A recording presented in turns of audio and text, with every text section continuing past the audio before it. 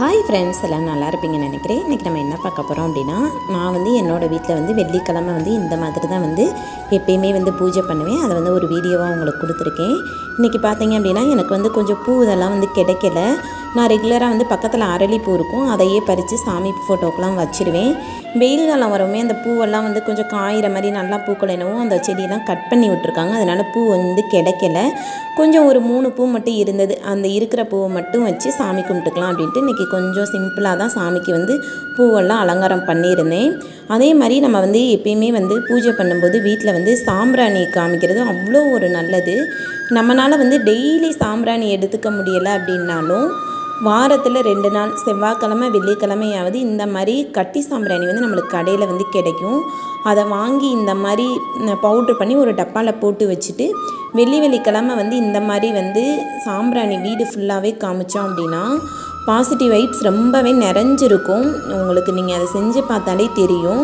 இந்த செவ்வாய்க்கிழமை வெள்ளிக்கிழமை ஆயிடுச்சு அப்படின்னாலே என்னோடய வீடு பார்க்குறதுக்கு ரொம்ப மங்களகரமாக இருக்கும். அதாவது ஒரு கோயிலில் இருக்கிற ஒரு ஃபீல் கிடைக்கும். கண்டிப்பாக நீங்களும் உங்கள் வீட்டில் சாம்பிராணி இருந்தது அப்படின்னா வாங்கி இந்த மாதிரி நீங்கள் செஞ்சு பாருங்கள். உங்களுக்கு தெரியும், வீடு ஃபுல்லாகவே காமிங்க. அந்த அளவுக்கு பாசிட்டிவ் வைப்ஸாக இருக்கும் நம்ம வீடு.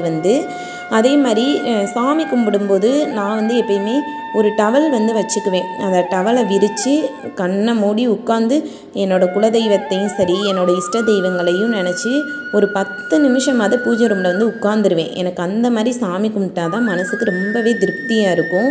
என்னோடய கஷ்டங்களையும் சரி என்னோடய சந்தோஷங்களையும் சரி என்னோடய லைஃப்பில் நடந்த நிறைய விஷயங்கள் எல்லாத்தையுமே நான் நினச்சி பார்ப்பேன் பூஜை ரூமில் உட்காந்து. அதே மாதிரி என்னோடய விஷயங்களை சாமிக்கிட்ட ஷேர் பண்ணிக்கிடுவேன். நம்ம எவ்வளவோ விஷயங்களை மனுஷங்கக்கிட்ட ஷேர் பண்ணுறோம்.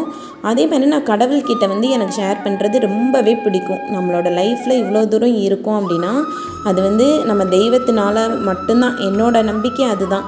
இவ்வளோ தூரம் நம்ம நல்லா இருக்கோம் அப்படின்னா அது எதனால அப்படின்னா கடவுள் நம்மளுக்கு துணை இருக்காங்க.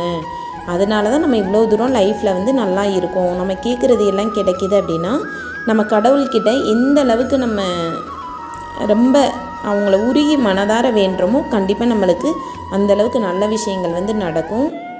அதே மாதிரி வீட்டில் டெய்லியுமே தீபம் ஏற்றுங்க. விளக்கேற்றி எந்த வீட்டில் விளக்கேற்றி வழிபாடு செய்கிறாங்களோ அந்த வீட்டில் எந்த ஒரு கஷ்டமே எப்பயுமே இருக்காது. அதுவும் அதிகாலையில் பிரம்ம முகூர்த்த நேரத்தில் நம்ம விளக்கேற்றி வழிபாடு பண்ணோம் அப்படின்னா கண்டிப்பாக நம்மளோட வேண்டுதல் நிறைவேறும். அதை நீங்கள் செஞ்சு பார்த்தீங்க அப்படின்னாலே தெரியும்.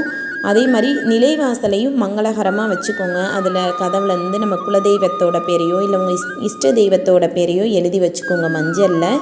நிலைவாசல் மேலே அதாவது வீட்டுக்கு உள்ளே இருக்க செவுத்தில் மகாலட்சுமியோட படம் இந்த மாதிரி ஒட்டணும் அப்படின்னா ரொம்ப மங்களகரமாக இருக்கும் பார்க்குறதுக்கு. நான் டெய்லியுமே நிலைவாசலில் பத்தி பொருத்தி பூஜை பண்ணிவிட்டு ஒரு பத்தி வச்சுருவேன். எப்பயுமே வீடு வாசமாகவே இருக்கும். எந்த அளவுக்கு நம்ம வீடு வாசமாக இருக்கோ அந்த அளவுக்கு நம்ம வீட்டில் தெய்வங்கள் வாசம் செய்வாங்க. தெய்வ வழிபாடு அப்படின்றது ரொம்ப முக்கியமான ஒன்று. நிறையா பேர் வேலைக்கெல்லாம் போவாங்க, எங்களுக்கு பூஜை பண்ணுறதுக்கெல்லாம் நேரம் இருக்காது அப்படின்னு சொல்லுவாங்க. நம்மளால் டெய்லி பண்ண முடியலை அப்படின்னாலும் வாரத்தில் 2 நாளாவது பூஜை ரூமில் உட்காந்து மனதார சாமியை நினச்சி நம்ம கஷ்டங்களை சொல்லி வேண்டணும் அப்படின்னா கண்டிப்பாக நம்மளோட லைஃப்பில் நல்லது நடக்கும். நிறைய மாற்றங்கள் நடக்கும். அது நீங்கள் பார்த்தீங்கனாலே தெரியும். எனக்கு தெய்வத்து மேலே அதிக நம்பிக்கை. இந்த மாதிரி தான் நான் என்னோடய வீட்டில் ரெகுலராகவே பூஜை பண்ணுவேன்.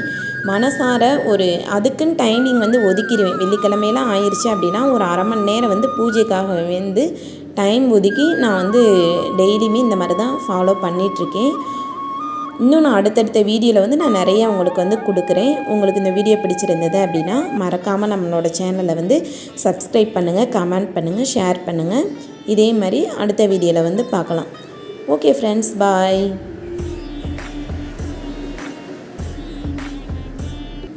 Thanks for watching.